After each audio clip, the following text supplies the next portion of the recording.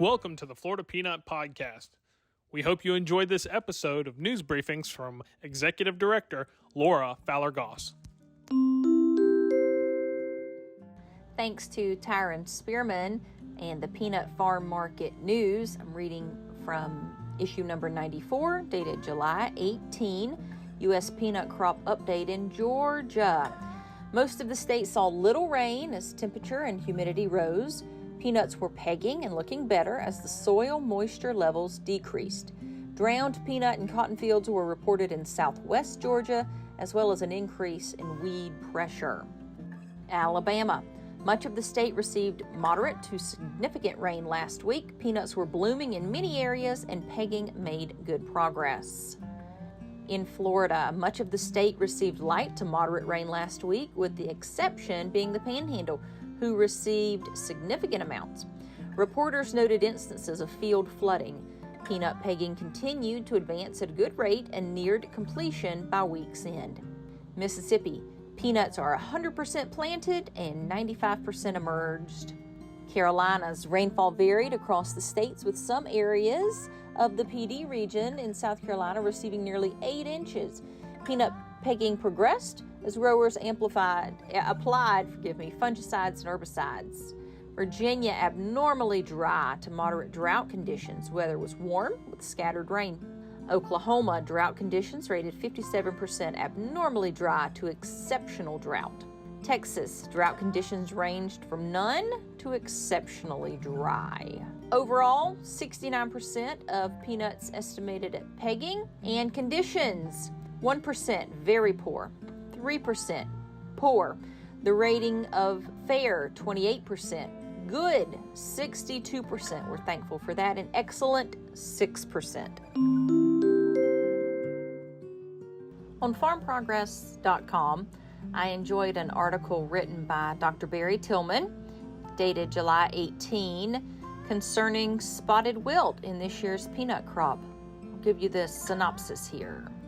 Last year, the peanut crop in some areas suffered more losses from TSW, tomato spotted wilt, than in recent memory. And Mariana, they're particularly looking at that at the North Florida Research and Education Center, an office of UF-IFAS, and the April planted peanuts indicate that there will be more spotted wilt this season.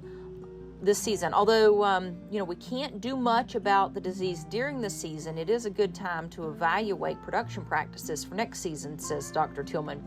The Peanut RX website, I actually met the guy who came up with this on that APRIS tour. It was really cool. But it's peanut, the letter R, the letter X.org. We'll take you to that website. It describes management practices to minimize spotted wilt, leaf spot, and white mold, and you can read about all those things there.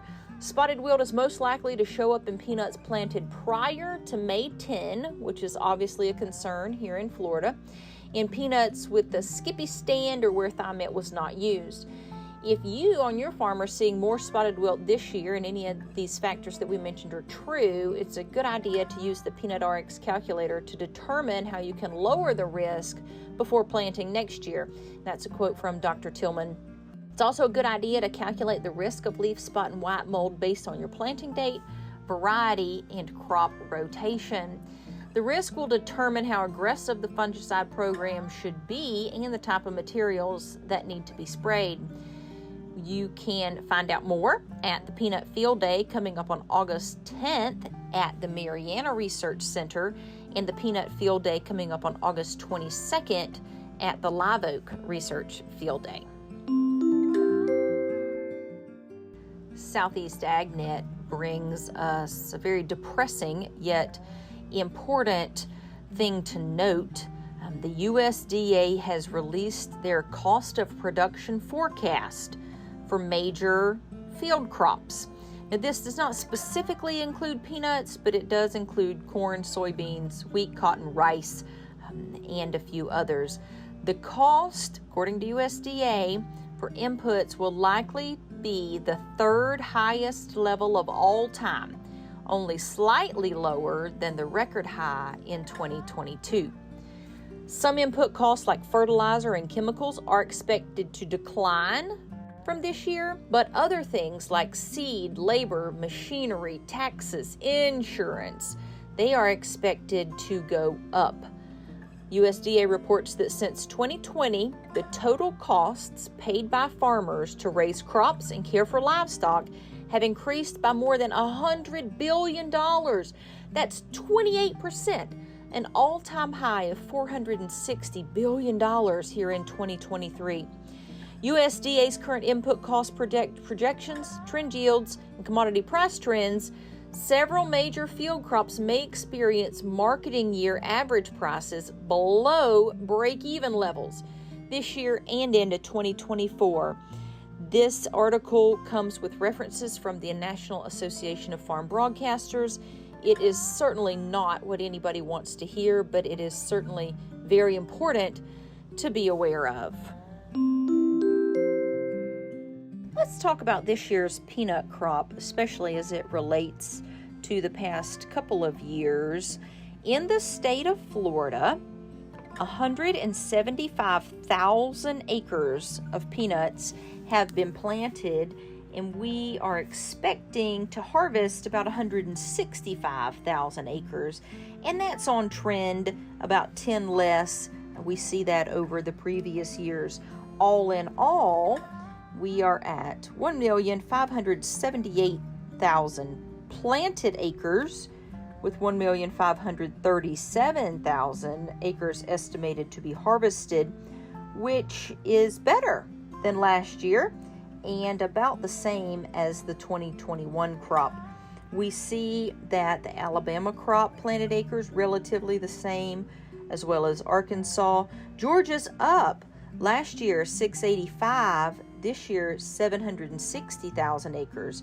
Everyone knows that Georgia is the number one peanut producing state in the nation.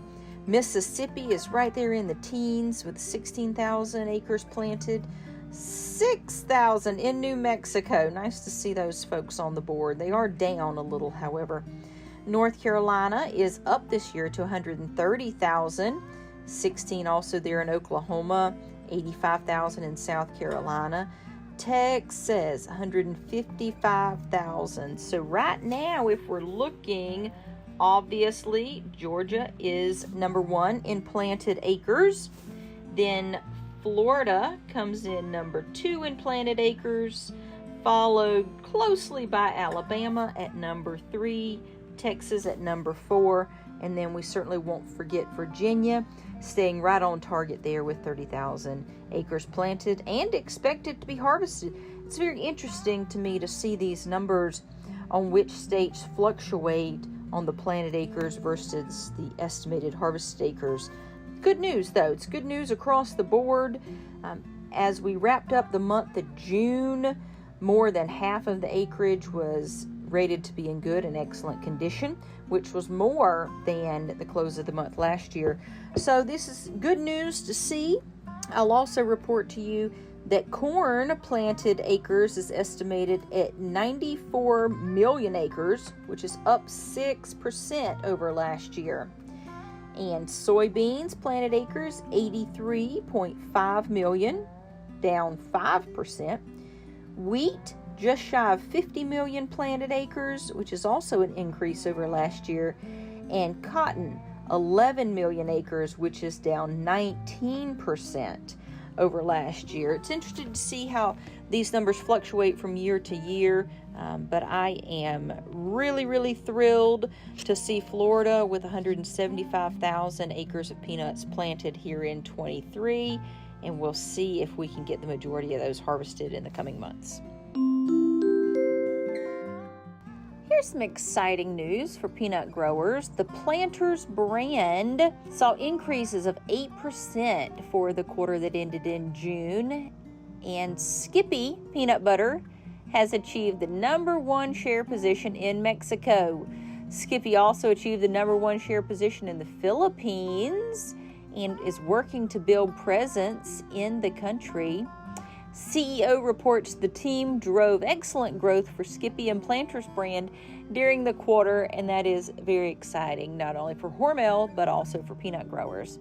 Additionally, Smucker's has construction crews in McCalla, Alabama, on a project that is the largest capital investment by a company in Jefferson County, Alabama's history. When it's complete, the $1.1 billion Smucker's manufacturing plant will produce frozen sandwiches. It should be open in 2025 there in Alabama, southwest of Birmingham. It's in the Jefferson Metropolitan Park, and we are real thankful for Smucker's building in peanut-laden Alabama. Hershey's is celebrating 50 years at the Hershey Chocolate World attraction. They have a brand new adventure and lots of destinations inside the train station. Then there's a theater, and then it falls right into the next adventure with screens and special effects. Hershey's is always doing something cool. It's obviously one of the largest chocolate manufacturers in the world. And if you have time, take your family up to Hershey, Pennsylvania. Thank you for listening to the Florida Peanut Podcast. In this episode, you heard Laura Fowler Goss, the Executive Director of the Florida Peanut Federation, give news updates on the peanut industry in Florida.